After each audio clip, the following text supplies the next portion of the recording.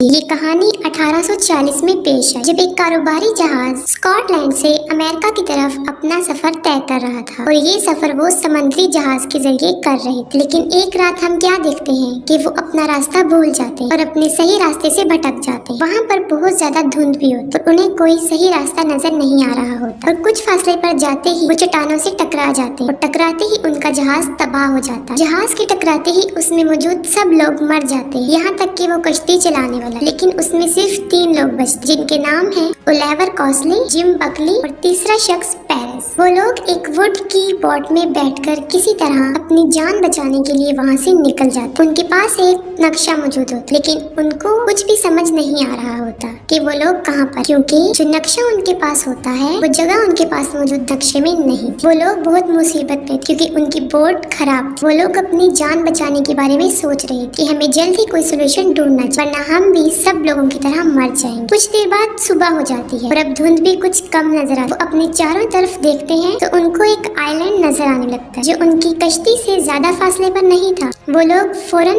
उसके किनारे पर आ जाते और वहाँ आकर कुछ देर बैठ जाते। वहाँ पर बहुत सुकून और सन्नाटा होता है, जिससे उनको ये महसूस होता है कि ये आइलैंड बिल्कुल खाली है, यहाँ उनके अलावा कोई नहीं है। कुछ देर गुजरने के बाद वहाँ एक बूढ़ा शख्स आता है, जिसका नाम पिंगल होता है। दरअसल वो बूढ़ा आदमी उस आइलैंड का ही रिहायशी था। वो उस आइलैंड पर उन तीनों को बहुत अच्छे से वेलकम करता है और उनको अपने घर ले जाता है और ले जाते ही अपने घर वो उन्हें खाना खिलाता है। कॉस्ली अपनी कहानी बताना शुरू करता है कि वो लोग यहाँ पर कैसे आए, क्योंकि उनका जहाज चट्टानों से टकरा गया था और जहाँ पर ये वाकया पेश आया वो उस बूढ़े शख्स के घर से ज्यादा दूर नहीं था। वो लोग ये सोच रहे होते हैं कि शायद उस कश्ती में मौजूद हमारे अलावा और लोग भी बच गए हों। वो उस बूढ़े शख्स को कहते हैं कि उसको वहाँ पर आग जलानी चाहिए। इसका फायदा ये होगा कि अगर कोई शख्स बच गया होगा तो वो यहाँ पर आ जाएगा। इसके जवाब में वो बूढ़ा शख्स उनको कहता है कि तुम लोग आराम कर लो, मैं आग जला दूंगा। जो वाकया उनके साथ पेश आया था उसमें कॉस्ली का बाजू बुरी तरह जख्मी हो जाता है। वो बूढ़ा शख्स उनको मशवरा देता है कि उन्हें कुछ दिन वहाँ आइलैंड पर ही स्टे करना चाहिए, जब तक कि वो पूरी तरह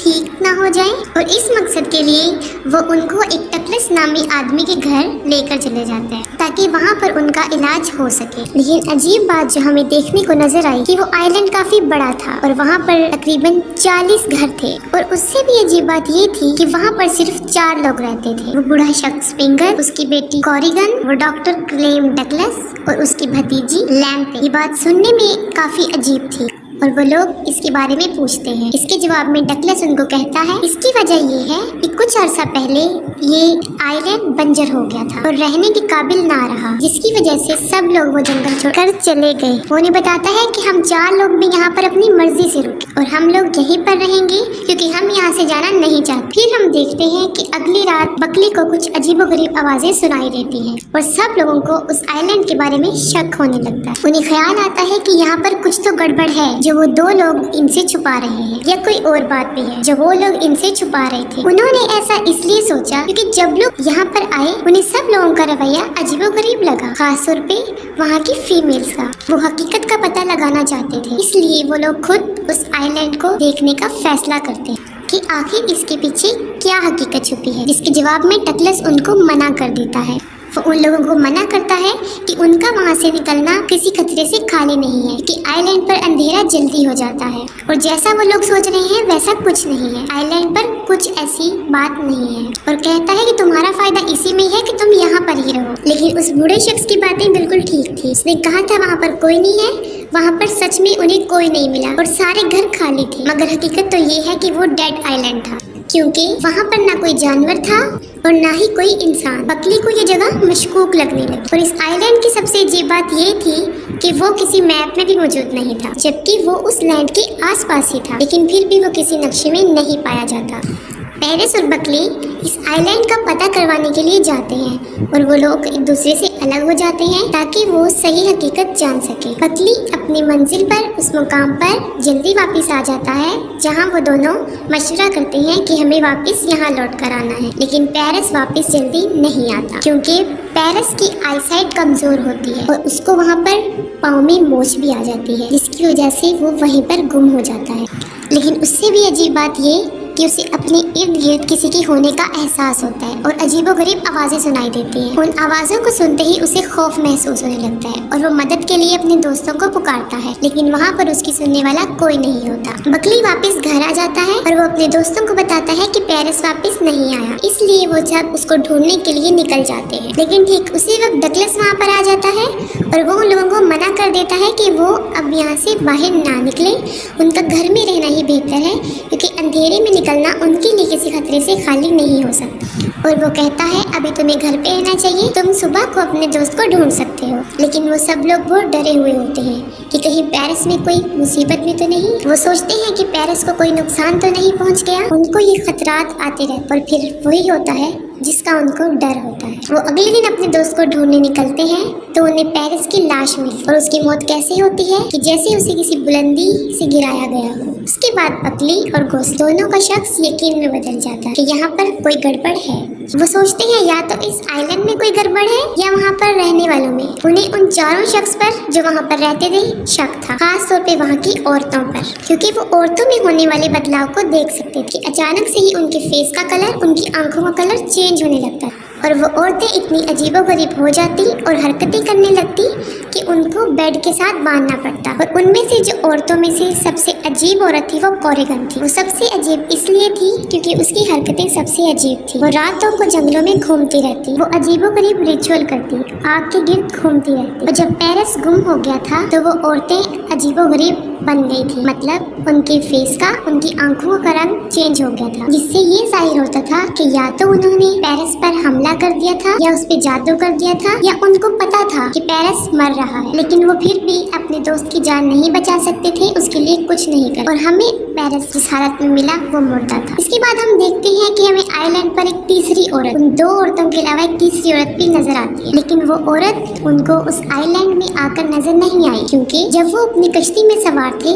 उनको तब पहाड़ों पर रोशनी नजर आई। और जैसा कि आपको बताया गया था उस आइलैंड के बारे में कि वो किसी भी नक्शे में मौजूद था ही नहीं। इस पर कॉस्टली अपनी पेशेंट गोई शुरू करता है, जिसके पेश नजर वो वहाँ पर छानबीन करता है और इसके दौरान उसको वहाँ से एक डायरी मिलती है। उस डायरी में जहाजों का जिक्र किया होता है और उसमें लिखा होता है कि यहाँ पर जो लोग रह रहे हैं वो लोग पहले मौजूद नहीं थे। और उस डायरी में ये भी लिखा था कि उनसे पहले भी जो लोग इस आइलैंड पर आए वो यहाँ पर फंस गए और यहाँ से भी उनका निकलना नामुमकिन हो। वो दोनों दोस्त वहाँ से निकलने का, अपनी जान बचाने का सोच रहे होते हैं। और अच्छी बात उनके लिए ये थी कि उनकी बोट ज्यादा दूर नहीं। वो अपना सामान उठाते हैं और रात को ही उस आइलैंड को छोड़ने का फैसला करते, लेकिन तब रात थी और धुंध बहुत ज्यादा थी और उनको रास्ता भी नजर नहीं आ रहा था। लेकिन उनके लिए बुरी बात ये थी कि उनको वहाँ पर अजीबोगरीब आवाजें सुनाई देना शुरू हो गई। उन्हें ऐसा महसूस हुआ उन आवाजों से कि जैसे उनके साथी मुसीबत में हैं और मदद के लिए पुकार रहे हैं। इन आवाजों को सुनकर वो अपने सेंसेस को खो देते हैं और पागल होने लगते हैं। और इस पागलपन के आलम में वो पानी में कूदने ही वाले होते हैं कि वहाँ पर वो बूढ़ा शख्स पिंगल फौरन आ जाता है और उनको वापस आने का बोलता है। पिंगल उन्हें अपने घर ले आता है और उनको समझाने की कोशिश करता है कि अब तुम यहाँ पर बुरी तरह फंस चुके हो, तुम्हारी लाख कोशिश करने के बाद भी तुम यहाँ से नहीं निकल सकते। वो उन्हें कहता है कि अगर तुम्हें अपनी जिंदगी से प्यार है, अगर तुम जिंदा रहना चाहते हो तो तुम्हें हमारी बात सुननी होगी, हमारी बात माननी हो, वरना तुम्हारा हाल भी वही होगा जो उन लोगों का हुआ, यानी तुम भी मारे जाओ। और अब वो इस आइलैंड का राज फाश करता है और उनको हकीकत बताता है कि ऐसा यहाँ पर क्यों होता है और क्यों हो रहा है उनके साथ। वो उनको कहानी बताना शुरू करता है कि कुछ साल पहले उन्हें समंदर के किनारे एक सुनहरे बालों वाली लड़की मिली। और ये वाकया तब का है जब ये आइलैंड बिल्कुल आबाद था, यानी वहाँ पर सब लोग रहते थे और अपनी जिंदगी को एक खुशहाल तरीके से गुजार रहे थे। और वो लड़की भी रहती, उस लड़की का नाम प्रेसेप्नी था। वो लड़की नेचर से काफी फ्रैंकली थी और फ्रेंडली भी। सब लोग उसको उसकी नेचर की वजह से बहुत पसंद करते थे क्योंकि वो बहुत खुशहाल खुशबाश लड़की थी। लेकिन उस लड़की के बारे में हकीकत कुछ और थी। वो इंसानी रूप में एक गॉडेस यानी एक देवी थी। जब से वो इस आइलैंड पर आई थी, इस आइलैंड के हालात काफी अच्छे हो गए। वहाँ पर मौजूद खेतों की प्रोडक्शन काफी ज्यादा तादाद में बढ़ गई और हालात काफी अच्छे हो। इसकी वजह ये थी कि मैंने आपको बताया था कि ये फिल्म एक ग्रीक मैथोलॉजी है। ये कहानी एक ग्रीक मैथोलॉजी है और ग्रीक मैथोलॉजी के हिसाब से वो लड़की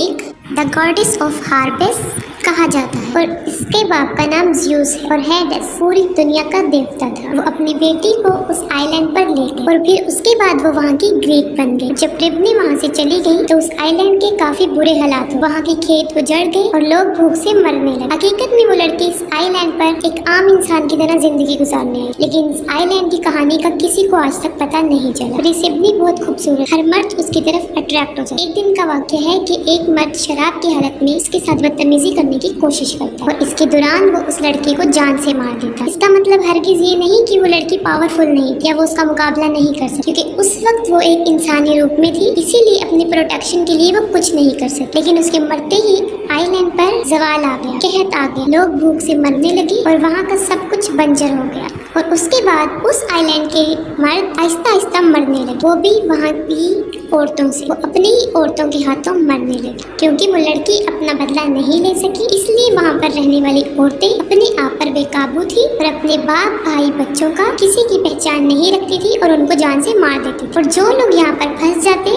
वो यहाँ से नहीं निकल पाते और जो लोग यहाँ से निकलने की कोशिश करते उनको जान से मार दिया जाता। यही वजह है कि ये आइलैंड बंजर है, क्योंकि जो भी यहाँ पर आता वो मार दिया जाता, क्योंकि गॉडेस का कंट्रोल औरतों पर ज्यादा था। और इसी वजह के पेश नजर उन 4 लोगों को वहाँ पर जिंदा रखा गया ताकि ये कर्ज आइलैंड पे हमेशा बरकरार। और जो भी जहाज वहाँ से गुजरता वो इस आइलैंड के कंट्रोल में आ। इसके बाद ये होता कि वो जहाज तबाह हो जाता और उसमें लोग मौजूद मर जाते और ऐसा कई सालों से होता आ रहा है।